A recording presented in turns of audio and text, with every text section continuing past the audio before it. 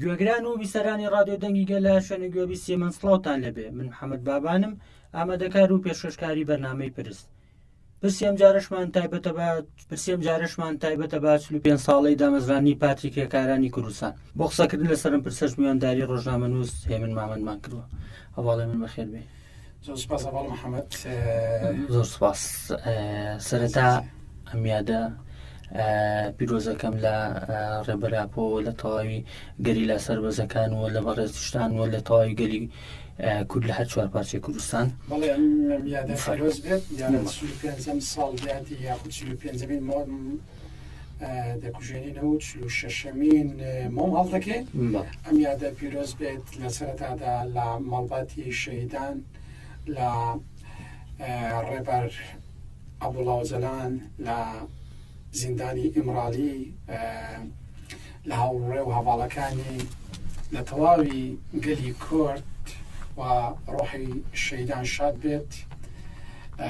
هیوادارین تەمەنی پارتی کرێکارانی کوردستان تەکەکە 1000 ساڵ بێ هەمیشە لە بەنوێبوونەوە و لە نوێبوونەوەدا بێت. گەر بپرسم دامەزرانی پارتی کرێکارانی کوردستان لەو کات و لەو تەوقیتەدا چ گرنگیەکی هەبوو و ئەو پێداویستیانە چی بوون کە پێویستی بۆ بکە پارتیشی وەکو پارتی کرێکاران کوردستان لەو مێژووە دەدا بمەزرێ؟ دیارە دامەزراندنی پارتی کرێکارانی کوردستان پەکەکە ضرورەتێکی مێژوویی بوو. هەروەک بەڕێز عەبدوڵڵا ئۆجەلان ڕێبەر ئۆجەلان دەڵێت کورد لە تابوتێکدا بوو خەریک بوو دەیان ناشت. یعنی ئەمە کورد لە تابوتێکدا بوو. حتمما هەمومان دەزانین دوا قۆناغی ئینسان یان دوا قۆناغی هەموو شتە مادیەکان و هەموو شتە ڕۆحیەکان دوای مردنی ناشتن و شاردنەوەیەتی. بەڵام ڕێبەر ئۆجەلان هات لەگەڵ هاوڕێ و هەواڵانی بەم بەرخودانە زەنیەی کە دەستیان پێکرد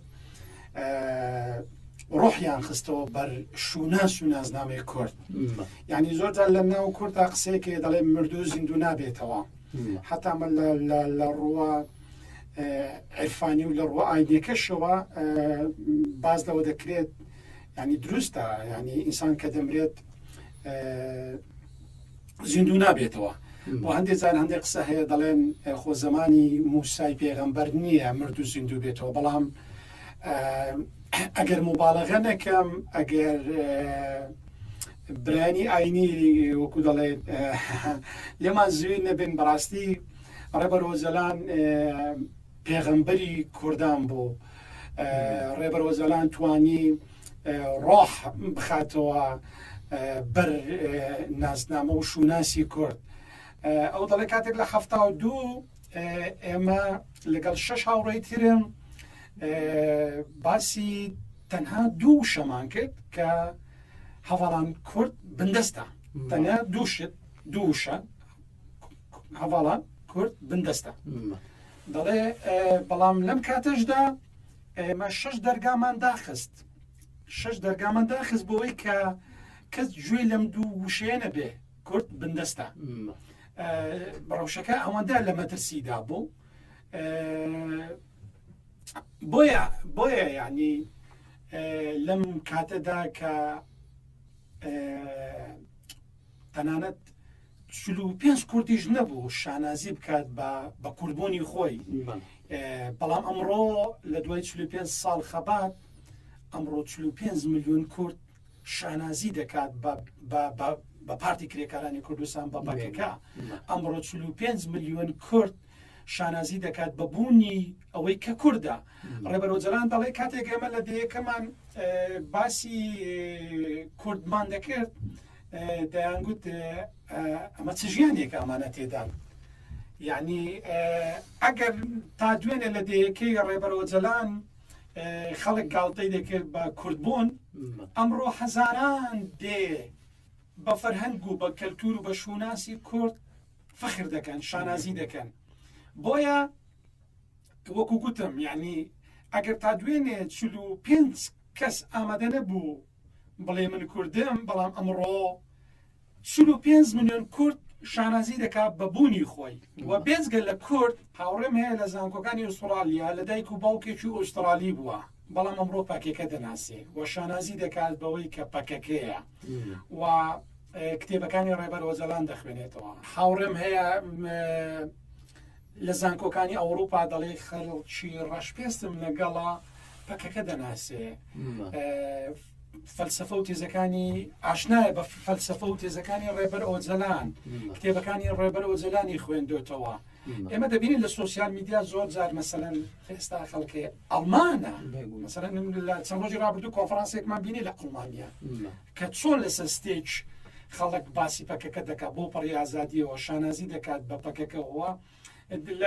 لە چەندین گەریلامان هەیە یعنی وەکو دەڵێ سپی پێستە ڕەش پێستە ئەمڕۆ لە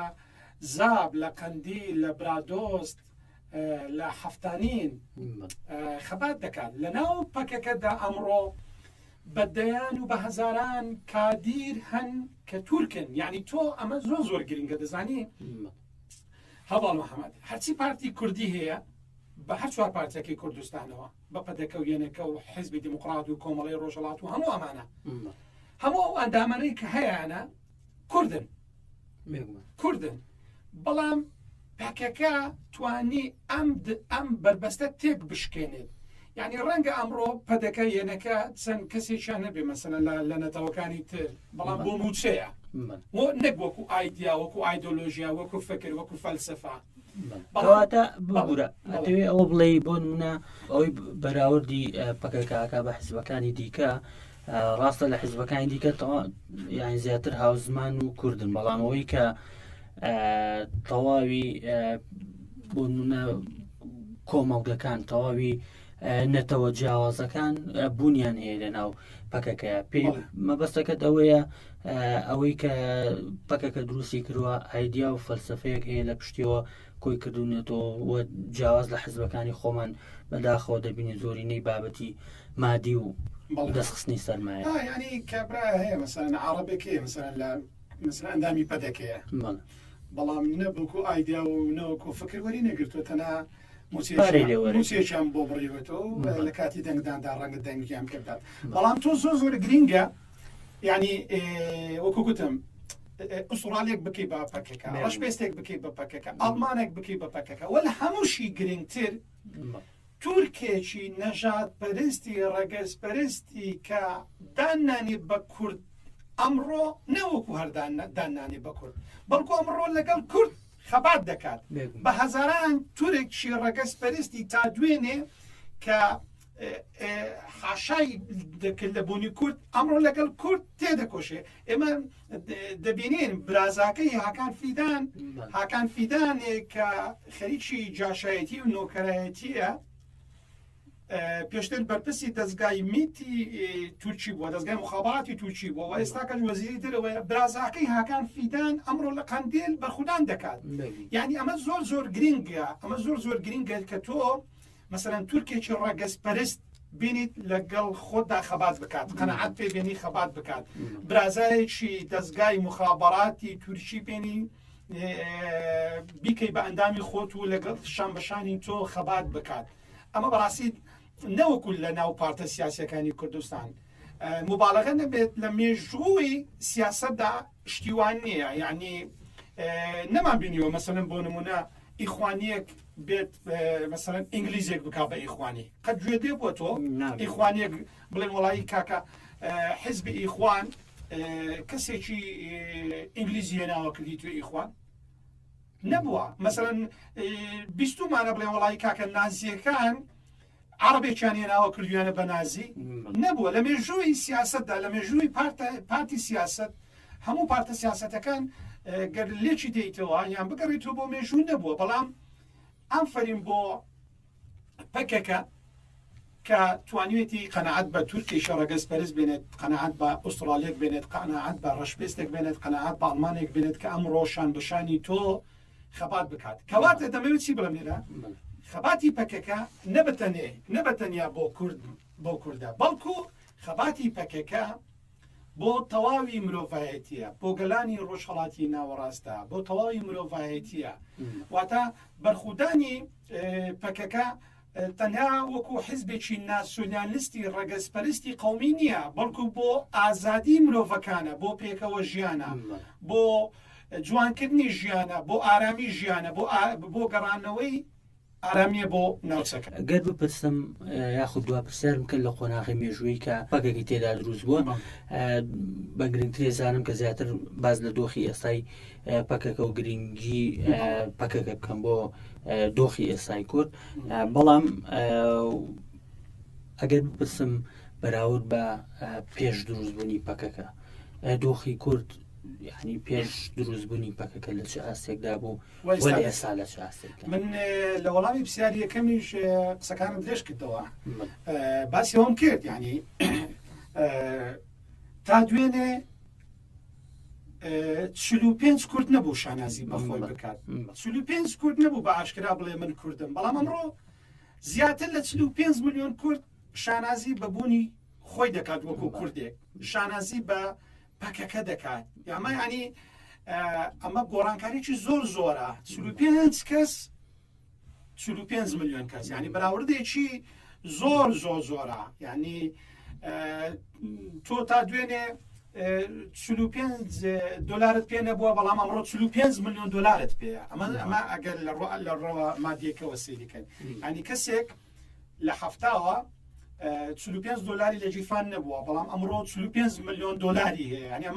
ئەمە سەرمایەکی گەورەیە، کەواتە پەکەکەش ئەمڕۆ سەرمایەکی گەورەی هەیە.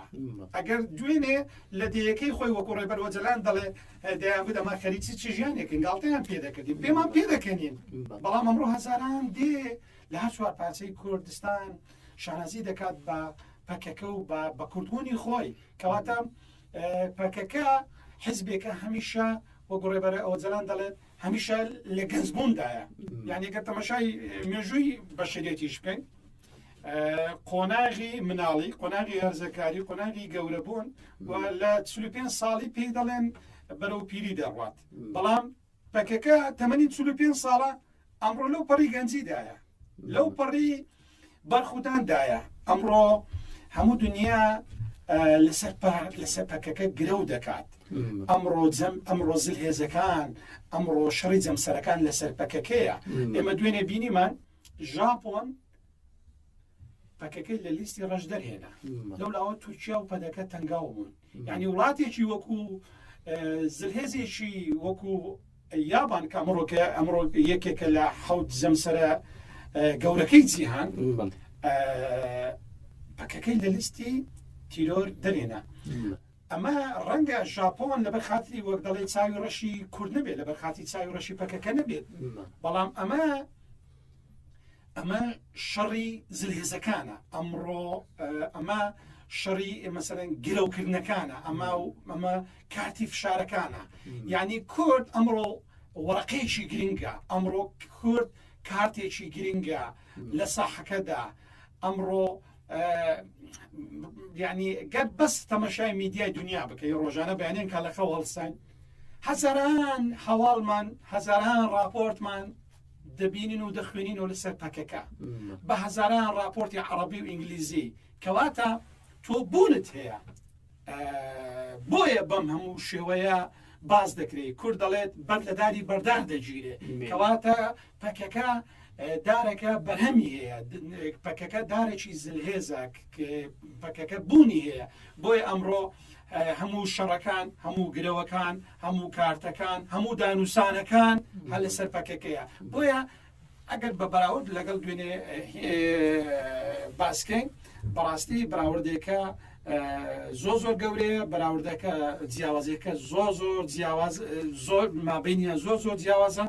ئەمڕۆ پەکەکە لە لوتکەی بەرخودان و لە لوتکەی گەنجی و لە لوتکەی هێز و قارەمانێتیدا. بەڵێکەواتە پێوەست بە دۆخی کورد پەکەکە توانی چی لە دۆخی کورد بگۆڕێت، بۆ نمونە لە ڕووی شوناس، لە ڕووی ئەو سیستمی ژیانکردن بۆ پێکەوە ژیان، ئەم جۆرە فەلسەفەی کە پاکەکەی لەسەر هەنگاو دەنێ یاخود ئەو پێشکەوتنانی کە بەڕێزشتان باستان کردووە ئێمەش ئەوەکوودە بە چاوی سەر دەیبینین و دەخوێنینەوە. پێ دوایە ئەم فەلسەفەیە چییە؟ شوناسی کورد لە زمنی ئەم فەلسەفەیە تا چەند بەرەو پێشچوو بەرهەمی ئەو پاڕاتما و فەلسەفە و تێزانەی ڕێبەرەوە زەلانە. ئەمڕۆ یعنی تەمەشا دەکەین ڕۆژئاوای کوردستان ئەمڕۆ کیانێکە خۆسەریەکە هەموو دنیا شانازی پێوە دەکات، هەموو دنیا شانازی بە قارەمانەتی گەریلا دەکات، بە کچانی ڕۆژئاوا دەکات، دەیان فیلمی گەورەی سینەمایی لەسەر کۆبانێ و عەفرین و بەرخودانی ڕۆژئاوا دروست بووە. ئەمە هەموو بەرهەمی ئەم فەلسەفە و ئایدیایەیە، هەموو بەرهەمی ئەم تێکۆشانەیە، بەرهەمی ئەو پاڕادما و فەلسەفە و تێزانەی ڕێبەرەوە جەلانە. حتا ئەم کیانەی کە ئەمڕۆ لە باشووری کوردستانەیە لەسەر ئەو مەرزە دانراوە کە پەدەکەوە وڵاتانی زلهێزی دنیا و دەوڵەتی داگیرکاری تورکیا لە بەرامبەردا ڕێبەر ئۆجەلان تەسلیم بکەن و وەک دەبینین کە ئەمڕۆ 25 ساڵە ڕێبەر ئۆجەلان بە پلانجێڕێکی نێودەوڵەتی لە زیندانێکی نێودەوڵەتیدایە، چونکە لە بیرمان نەچێت ڕێبەر ئۆجەلان بە تەنیا زیندانی دەوڵەتی داگیرکاری تورکیا نییە، بەڵکو ڕێبەر ئۆجەلان زیندانی زلهێزەکانە و گرێوی دەسەڵاتە گرێوی جەمسەر و زلهێزەکانە. بۆیە دەوڵەتی داگیرکاری تورکیا هەروەک ڕێبەر ئۆجەلان باز دەکات کە لە بەرامبەر دانپێنانی دەوڵەتی داگیرکاری تورکیا لە دانپێنان بە باشووری کوردستان تەسلیمکردنی من بوو، کەواتە ئەمەی کە ئەمڕۆ لە باشووری کوردستان تێدا دەژین ئێمە کە ئێمە لەم بەرنامەیە دەکەین، ئەمەش لەسەر خوێن و لەسەر بەرهەمی ڕێبەر ئۆجەلان و پەکەکەیە. ئەمە بەرهەمەکانی بەرهەمی کووردە. ئەمڕۆ کورد لە باکووری کوردستان ینی گرتەمەشا بکەین هەفتا کورسی هەدەپە ئەمڕۆ بەرهەمی ئەم خەباتەی ڕێبەر ئۆجەلانە. ینی تۆ دەبێت پێمان وانە بێ کە ئەگەر خەباتی ئۆجەلان و هاوڕێکان و هەواڵەکانی و بەرخودان و ئەو فەلسەفە و ئایدیایی نەبووە، ئەمڕۆ پێ دوایە ئەمڕۆ هەفتا کورد لە پەرلەمانی تورکیا بووە. ئەمڕۆ تەمەشا دەکەین لە ناو پەرلەمانێکی فاشیزمی ڕەگەزپەرستی نەژادپەرستی کە 100 ساڵ لەمەوبەر ئەتاتورک دایمەزران، ئەمڕۆ ژنانی کوردی پەرلەمانتاری هەدەپ و پارتی چەپی سەوز ئەمڕۆ هاوار دەکەن. کاتێک تورکێکی فاشیزم بە یەکێ لە ژنە پەرلەمانتارەکان دەڵێت کوردی تیرۆریست، لە ناو پەرلەمانی دەوڵەتی داگیرکاری تورکیاوە ژنە کوردێکی پەرلەمانتار دەڵێت خۆت و بابە تیرۆریستی. ئەگەر ئەمە بەرهەمی پەکەکە نەبێ، ئەیچی بەرهەمی پەکەکەیە؟ وەڵا ئەگەر پەکەکە نەبووە ئەمڕۆ نەک لە پەرلەمانی تورکیا، ئەمڕۆ لە ناو بازاری تورکیاش کەس نەدەتوانی بڵێ من کوردێکم نەوەکو وەر پەرلەمانتار. لە ناو بازارەکانی ئامەدیش کوردێک نەدەتوانی بڵێ بە تورکێک بڵێ خۆت و بابە تیرۆریستن. ئەمە هەموو بەرهەمی پەکەکەیە و دەبێ هەموو کوردێک شانازی پێوە بکەن. بەڵێ سەرڕای ئەم خەبات و بەرخۆدانەوە گۆڕین و گواستنەوەی کورد لە قۆناغێک و بۆ خۆ قۆناغی کێساتی داین، دەبینین لە ئێستادا دەوڵەتی داگیرکاری تورک سەرڕایەوەی کە لە باکووری کوردستان ئەو دژایەتیە گەورەی ئەو ڕێبازاکە بە هەمان شێوە هێرش و بۆردمانەکانی لەسەر باشووری کوردستان هەیە، بەداخەوە کە سەرڕای ئەو سەرکەوتنە گەورانەی کە پەکەکە بەدەستیێنێ بەرامبەر و دەوڵەت داگیرکاری کە جێگای دڵخۆشی بۆ یەکمان دەبینین پارتێک کە خۆی بە کورد دەزانێ بە دیموکراتە زانێ کە پارتی دیموکراتی کوردستان پەدەکەیە دژایەتێکی زۆری ئەو پارتاکە. پێ دوایە ئەم دژایەتی لە چیەوە سەرچاوی گرتووە دوجاریش باز لەواکەین کە پەکەکە بۆ باشووری کوردستان چی کردووە لە بەرامبەرەوە هێز و حیزبە سیاسەکانی باشوور چۆن مامەڵای لەگەڵ پەکەکە کرد. ئەو پارتی دیموکراتی کوردستان کە تۆ باسی دەکەی نە پارتە چونکە پارت نییە خێڵە دیموکراتی نییە ئەو پەڕی دیکتاتۆریە کوردستانی نییە لە بەرەوەی ئەوان هەمیشە جاشوو لە هێڵی خیانەت دابوون بۆیە گوناها بەمانم بڵێ پارتی دیموکراتی کوردستان ئەمانەش دەبێت شەرم بکەن لە خۆیانەوە چونکە بەڕاستی نەپەیوەندیان بە کوردی نەپەیوەندیان بە کوردستانەوەیە. ئەم دژایەتی ماڵباتی بارزانی لەسەر داوای دەوڵەتی داگیرکاری تورکیایە و ئەم بنەماڵە کە خاوەنی هیچ تێز و فەلسەفە و ڕێباز و ئایدیایەک نین لە فەلسەفە و تێزەکانی پەکەکە دەترسێن چونکە هەمیشە خەڵکی نەخوێندەوار لە نێوان دوو کەوانەدا مەبەستم خەڵکی ئەوام نییە چونکە دایکی خۆم نەخوێندەوارە و من دەستەکانی مازەکەم و پاریشانازی پێوە دەکەم مامۆسای زانکۆی و نەخوێندەوارسەبەت کێشەکە ئاوەیە ئەمان ڕاستە کوڕەکانیان زانکۆی ئەمریکیان داناوە زانکۆی ئەمریکیان کڕیوە و بارزوی خۆیان بڕوانامە دەبەخشنەوە و هەرخۆشیان یەکەم دەبن هەر بۆ بینیمان کە کوڕەکەی مەسرور کە خاوەنی زانکۆەکەی هەر خۆشی یەکەم بوو بەڵام 2000 ئەمانە نەخوێندەوارن چونکە کەسێک ئەگەر خوێندەوار هەبێ خوێندەواری هەبێ هۆشیار دەبێت کەسی خوێندەوار هۆشیار دەبێت کەسی خوێندەوار وڵاتەکەی تاڵان ناکات وڵاتەکەی تاڵان ناکات سامانەکەی ناداتە دەست دوژمن و لەولا 32 ملیار دلار قەرزات بێت کەسێک خوێندەوار بێت گەلەکەی خۆی برسی ناکات کە 3 مانگە موچیان نەداوەتە خەڵکی باشووری کوردستان بۆیە ئەم خەڵکی نەخوێندەوار یان تۆ گەر لە دایرەیەک بیت نەخوێندەوار بیت و بە کەسێکی نات ساڵاک بیت لەوە دەترسێ بەیانی کەسێکی تر لە دایرەکەی تۆدا بمەزرێت کە خاوەنی بڕوانامەیەشی بەرز و تێگەیشتنێک و قودرەت و هێزێکی باش بێت وا تێدەگەی کە ئەم کەسە هاتووە ئەوە تۆ فەسڵ دەکەن ئەوە تۆ نەقڵ دەکەن ئەوە تۆ دەردەکەن بۆیە ئەم بنەماڵەیە ئەم بنەماڵەی بارزانی ئەم پەدەکەیە هەمیشە لەم هۆشیارەی پەکەکە دەترسن چونکە دەزانن 2000 ئەم فەلسەفە و تێز و هۆشیاری کە گەنجێکی جوانێکی کادیرێکی پەکەکە هەیەی 2000 وەکو دەڵێ شوێنی ئەوان لێژ دەکات جێگەی ئەوان لێژ دەکات ئەمڕۆ سەردەمی ئەولەمەیە سەردەمی تێگەیشتنە سەردەمی هێز و توانایە نەگەوەی کە تۆ بێیت بە تاڵانی وڵاتەکەت خۆت ڕابگری لە زانی هەواڵجان لە هەمووی گرنگتر کە ئەوەی هەیە ئەمڕۆ پەکەکە پشت بە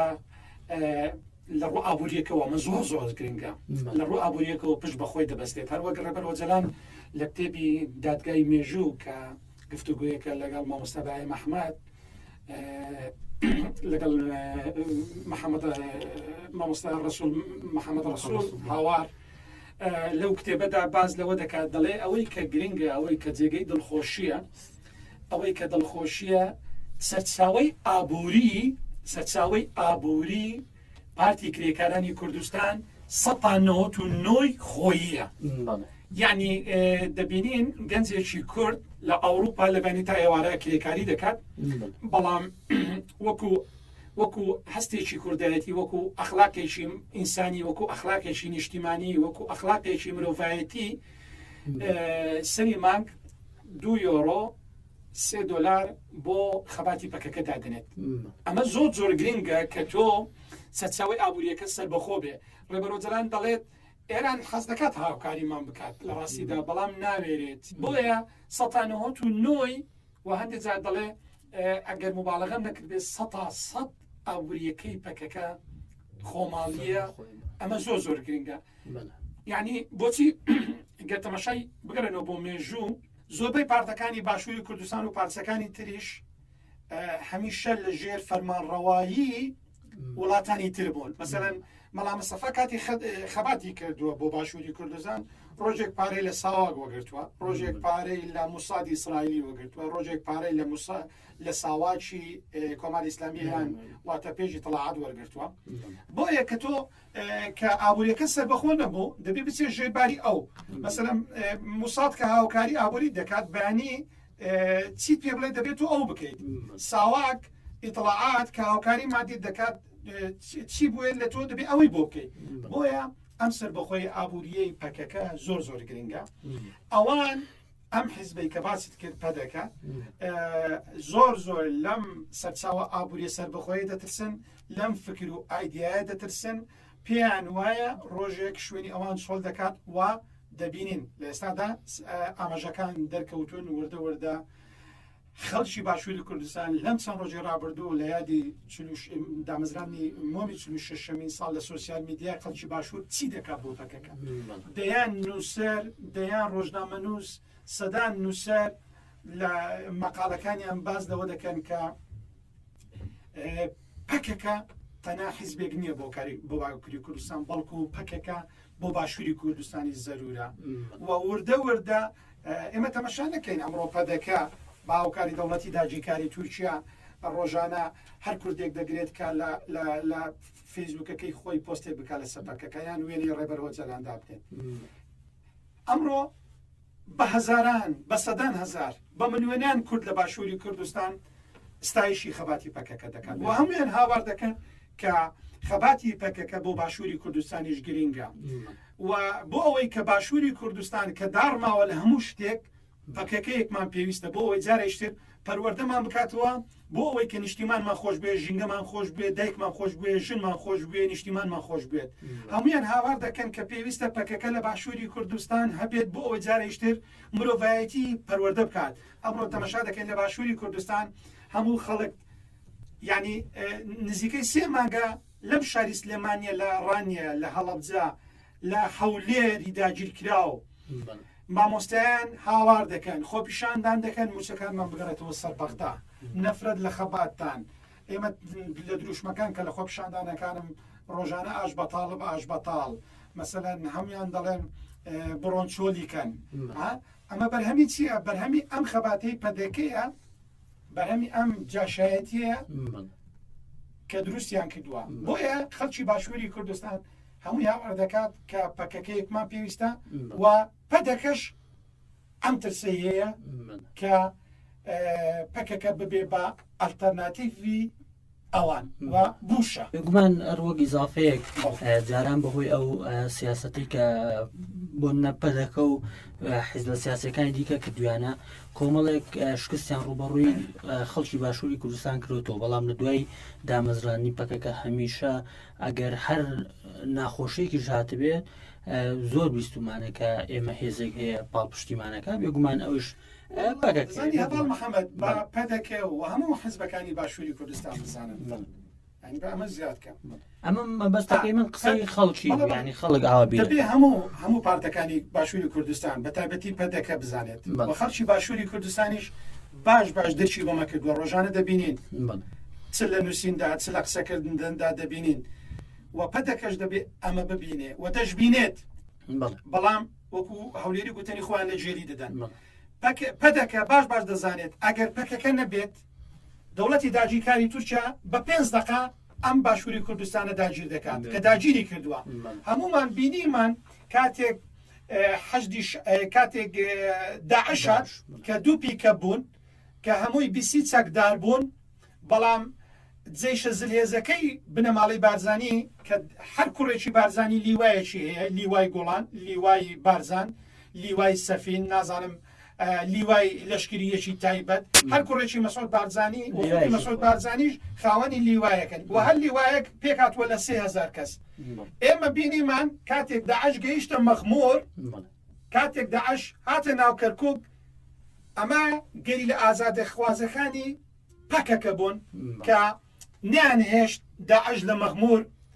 تێپەڕێ بۆ هەولێر مەسعود بارزانی وێنە و ڤیددیوەکەی ماوە کاتێک دەچێتە لای گەریلاکان لە مەخمۆر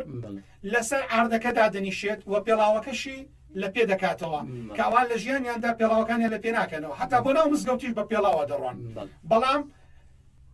لەوێ لەبەر ئەوەی پێویستی بە قارەمانێتی و ئازادی گەریلا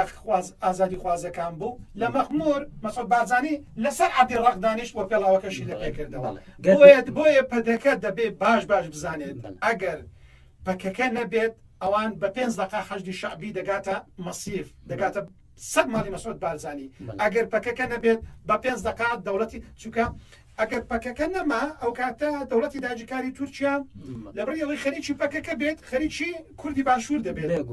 باشوور داگی دەکات بۆیە دەبێت بنەماڵەی بارزانی و پەدەکە دەستی دایکە شەهیدێکی گەریلا ماچکەن دەبێت دەستی ساردی تەزیوی گەریلایەک لە قەندیل ماچکەن و دەبێت سوپاسیان کەن بڵێن ئەوە خەبات و تێکۆشانی ئێوەیە خەبات و تێکۆشانی پەکەکەیە ئەجینە ئێمە لە باشوور لە کۆشک و لە تەلارەکاندا نانیشی بەڵێگەر پرسیارم کە مەگە بتوانانی لە ماوەی 1 دقیقە وەڵام بیتەوە بێگومان لە چوارچێوەی دامەزراندن و ئەم یادەی کە باس دەکەین ناکرێ باز لە جێگرتنەوەی ژنان نەکەین لەناو ئەم ڕێبازەدا چیت هەیە بۆ جێکردنەوە یاخود ئەو خەباتی کە ژنانێکە لەناو ئەم ڕێبازەدا بەرنامەکە بەداخەوە ینی کەم بوو من 45 ساڵ خەبات بە 45 دقیقە کۆتایی نەهەیە ینی وابزانم 45 دقیقەش کەمترە بۆیە پەکەکە بە تەنیا کوردی ئازاد نەکرد بەڵکو گەلانی ناوچەکەی ئازاد کرد و لە نێویشیاندا ژنی ئازاد کرد ئەمڕۆ هەموو دنیا فەخر دەکات بە ژنی گەریلا هەموو دەیان فلیمی سینەمایی لەسەر بەرخودانی قارەمانیەتی ژنانی ڕۆژئاوا دایان فلیمی سینەمایی خەڵاتیان وەگرتووە لەسەر بەرخودانی و قارەمانیەتی ژنانی ئازادی خواست و شۆڕشی ژن ژیان ئازادی کە ئەمڕۆ لە هەموو دنیا دەنجی داوەتەوە بە هەموو زمانێک باسی ژن ژیان ئازادی دەکەن بەرهەمی تێز و فەلسەفە و ئایدیەکانی پەکەکە و خودی ڕێبەر عەبدوڵڵا ئۆزەلانە کە لە 2013 گوتی ژن ژیان ئازادی بەڵام لە 2022 بینیمان لەژێر سێبەری ئەم دروشمە شۆڕشێکرا لە ڕۆژهەڵات و هەموو دنیا فەخری پێوە دەکات بێگومان لە دەرفەتی دیکەیە قسەی دیکەشمانە ساڵ خەبات کۆتایی نەیە بە 5 دقیقە بەڵێ من ڕۆژنامەنووس دووبارە سوپاس بۆ ئامادە بوون سوپاس بۆ ئێوەش جارێکتر ڕۆحی شەیدان شاد بێ و بەرخودان بەردەوامە و هیواداری تەمەنی پەکەکە 1000 ساڵ پێ و ئازادی بۆ ڕێبەر ئۆزەلان زۆر سوپاس بەڵێ بەڕێزان زۆر سوپاس بۆ هێشتا و کوێسەوی سەرما بوون تا پرسێکی دیکە ئاسوودەم